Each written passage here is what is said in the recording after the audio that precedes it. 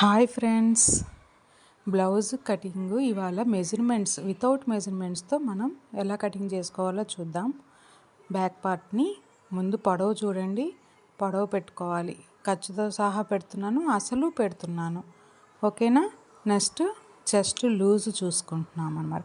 Chest లూజ్ని అలాగా డైరెక్ట్గా స్ట్రైట్గా కాకుండా కొంచెం క్రాస్గా పెట్టుకోవాలి. ఓకేనా.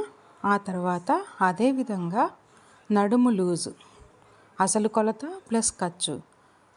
ఇక్కడ ఎందుకు గ్యాప్ వదిలానంటే డాట్ విడ్త్ కోసం వదిలాను అనమాట. అసలు ఖర్చు పెట్టేశాను. ఇంకా తర్వాత బ్లౌజ్ని చక్కగా సరి చేసేసుకొని క్లాత్ మీద నెక్ లెంత్ మార్కింగ్ చేసుకున్నాను. అంటే వీపీ పొడవు ఎంత వీపీ ఉండాలి అని. ఓకేనా.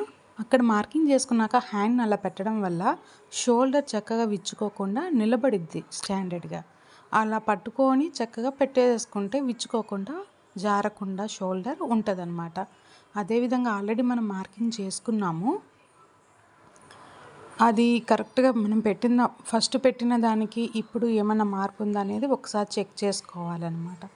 చెక్ చేసుకున్న తర్వాత అలా అసలు ఖర్చు రెండు కలిపి చెక్ చేసుకొని పెట్టుకోండి, మర్చిపోవద్దు. ఫస్ట్ నేను ఆల్రెడీ రాంగ్ సైడ్ మాత్రమే చూపిస్తున్నాను. ఓకేనా. ఆర్మ్ హోల్ కూడా అట్లా రౌండ్ పెట్టేసుకోండి. ఒకసారి అలాగే సైడ్ సీమ్ కూడా పొడవు చూసుకోండి, చెక్ చేసుకోండి.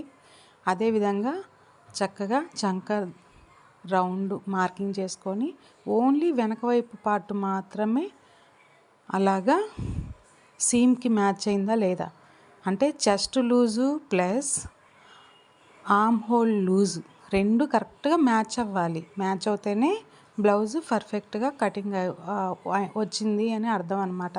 అదేవిధంగా నెక్ కూడా మార్కింగ్ చేసుకోండి. రౌండ్ కావాలంటే రౌండ్, లేకుంటే మీ ఇష్టం వచ్చినట్టు మార్కింగ్ చేసుకోండి.